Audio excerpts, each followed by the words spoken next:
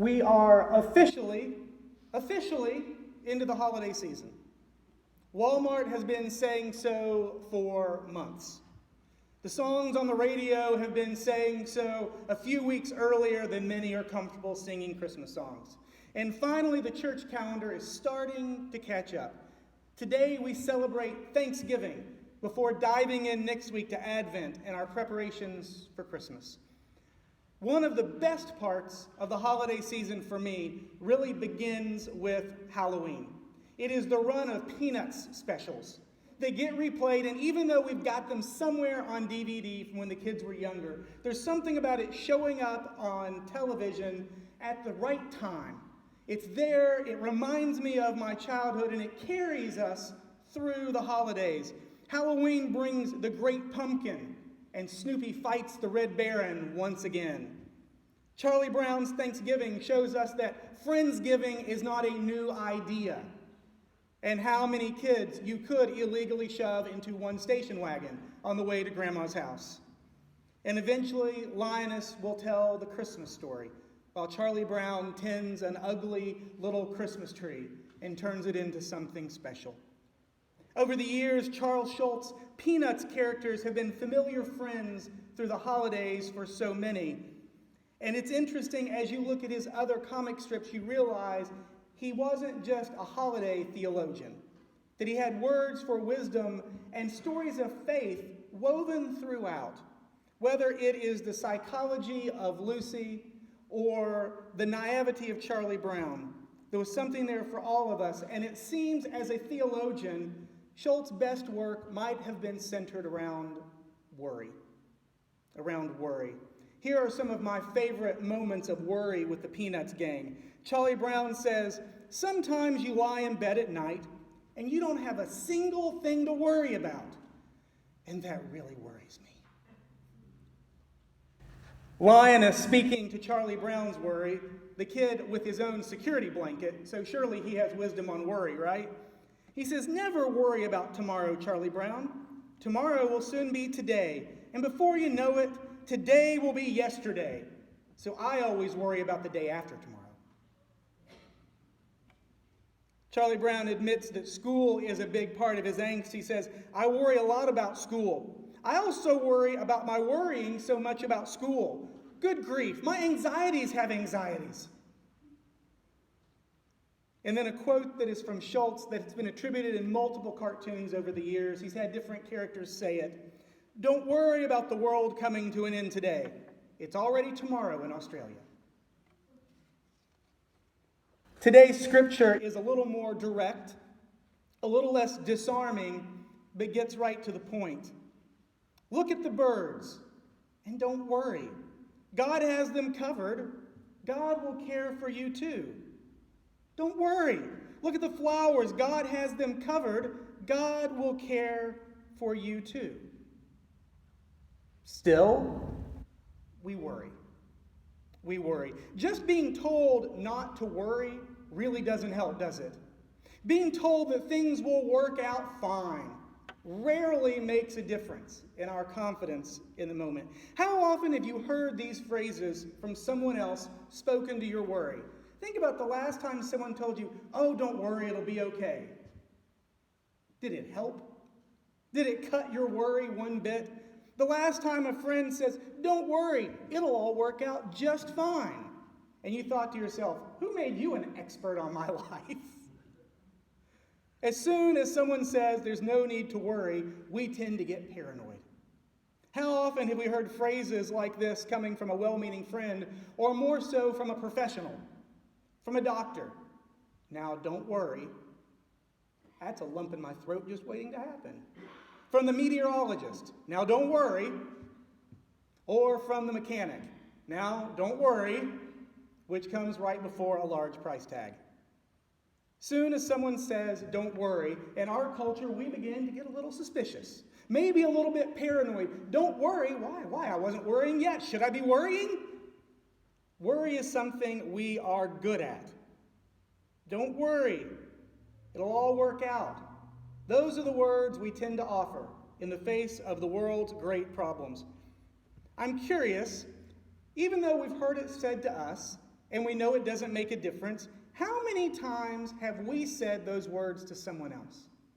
How many times when someone has shared a problem with us, have we responded by saying, "Oh, don't worry, it'll be just fine"? Do we think it's going to make any difference to them than it did to us? Do we think it becomes any less cliche coming from our own mouth? Still, we spit it out there. Don't worry, it'll all be fine. We know it didn't work out for us, so why do we say it to them? Now, don't worry, I have a theory about this. I think part of it's confidence. We see more clearly from a distance what someone who's worrying may not be able to see in the midst of it. Being in the midst of their distress, it's hard to see how things will work out in the future. And a friend often from a distance can say, "It's going to be okay," because they see more clearly. They have a confidence to it that we might lack. The other side of it's compassion. We see someone aching with worry, with fear. We see them hunched over in their anxiety, and we want to ease their pain, even if it means maybe lying to them just a little bit about the scope of the problem they face. The other reason we say it, I believe, is prayer. It's a prayer. When we don't know, when we're worried too, when we say, "Don't worry, it'll all work out," what we really mean is, "Excuse me, God, it's going to work out okay, right? You're going to get us through this, right, God?" When we say, "Don't worry, it'll all be okay," I think often it is a prayer. It is a prayer disguised as advice. It is a prayer masked in a delivery of confidence. But our worry is real. Our worry is real, and we don't want to get sucked down by it. We know what worry can do from us. We know it can keep us from making good decisions, from taking good care of ourselves, from sleeping, from eating, from living fully. We know the effect that worry can have on our lives. We know it can lead us to fearful decisions that are usually a self-fulfilling prophecy. We know we can hurt ourselves and others out of neglect or confusion. We know that worry can lead us down a dark and winding path of despair, a path to depression. So how do we avoid it? How do we avoid the worries? How do we find comfort from our worrying? Charlie Brown once said, "The secret of life, replace one worry with another." I'm not sure he's an expert on this issue. But I'm not convinced Charlie Brown can be trusted to speak wisdom on worry. Maybe instead of replacing one worry with another, instead of worry for a worry, we can replace a worry with a word of thanksgiving.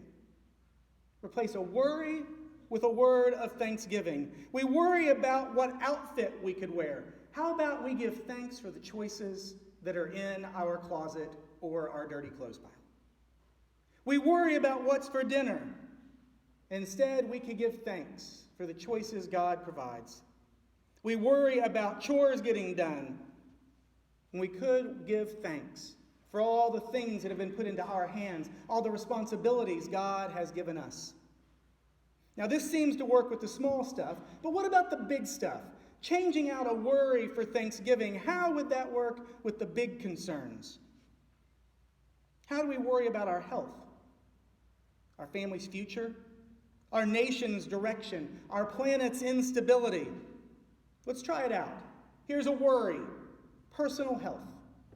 I'm worried about my health. Could I give thanks for what I can still do? Can I give thanks for those who are there with me as I face it? Can I give thanks for what my body has allowed me to already see and do? How about my family's future? Can I give thanks for what they've already taught me, for what we've shared together, for what we've passed on to them, what we've taught them, what we've learned and experienced together, and the things we've handed down that we know will be of value to them? We worry about our nation. Okay, there's a lot here, right? We start naming worries for our country, and we go down a rabbit hole of fear and anxiety. But here's just a few. Healthcare. Can we give thanks that we are allowed to openly talk about health care without being run out of the room? Can we say that it's okay to talk about universal health care and we're not immediately called a socialist? It takes a few minutes. Can we talk about giving thanks for research and awareness? The number of colored ribbons that are on people's shirts, clothing, bumper stickers, and other places, bringing awareness to things we used to not be allowed to talk about. Yes, healthcare is a concern, but we can also give thanks that we are allowed to name issues today and have honest conversation. Racism is still a concern, but we can give thanks that King's dream is an expression that we know in our common vernacular as common language, common story. We know what it means. We give thanks that we have come so far and that we are aware there is more work to be done.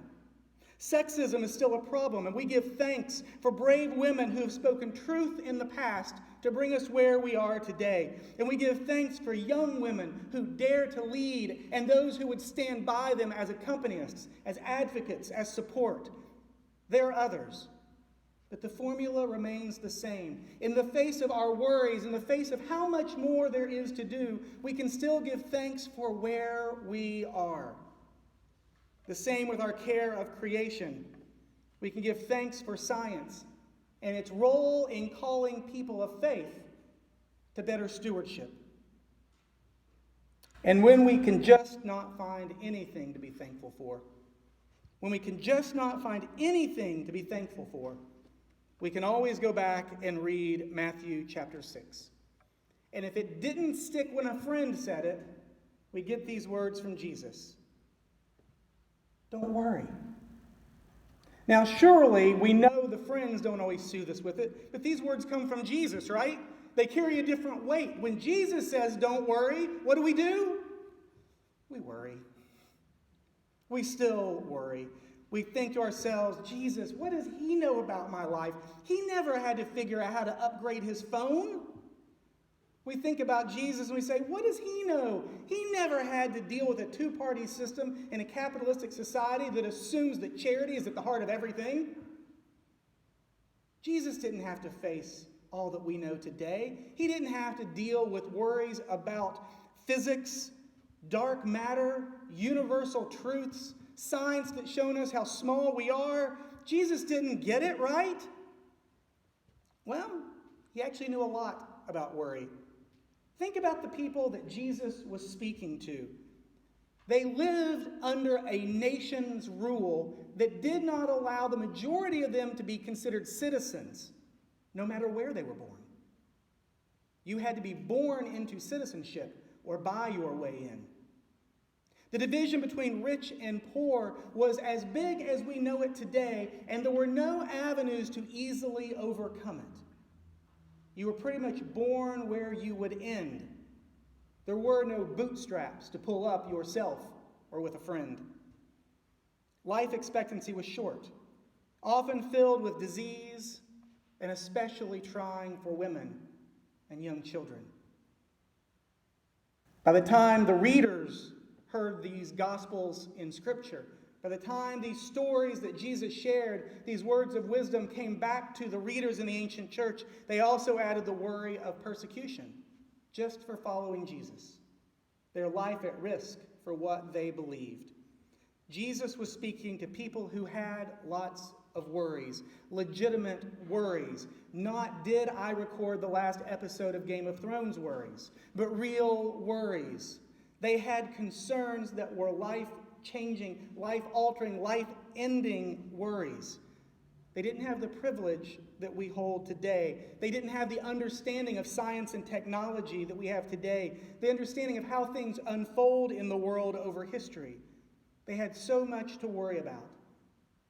And Jesus tells them in the face of all these struggles, don't worry. God will care for you. Don't worry. God will care for you. For some, this would be the presence of the Spirit to carry them through difficult times.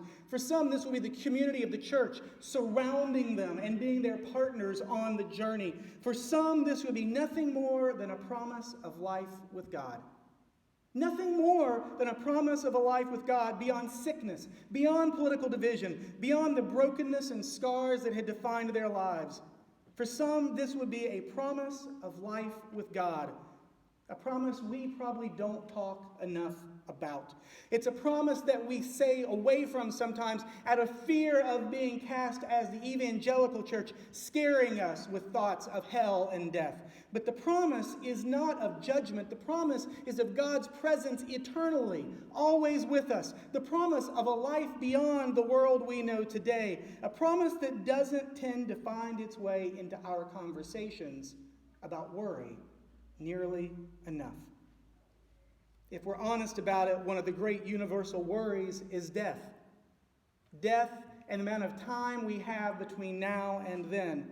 But if we truly believe death is only a passage into an eternity with God, if we truly believe death is not an end, but a beginning, a transition time, if we truly believe that God is with us on both sides of life, then we approach worry in a very different way.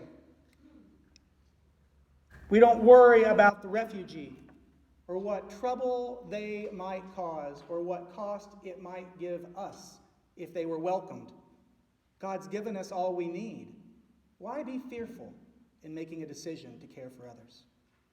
We don't worry about the terrorist or what pain they will bring. God has already given all we need. We can face fear. We can face terror with hope and love. We don't worry about the leader that was elected. God has given us all we need to love and care for each other, regardless of who's in charge. More personally, we don't need to worry about the news the doctor will give us. God has given us all we need. We don't have to worry about our date calling the next day. God has given us all we need. We don't have to worry about what labels the world uses to define us. God has given us all we need. We can let go of ambition and insecurity. We can let go of hate and obsession, all of them products of worry. We can let go of worry and enjoy the blessings of life, being thankful for all that we have. God has given us all we need, not in wealth or status or comfort.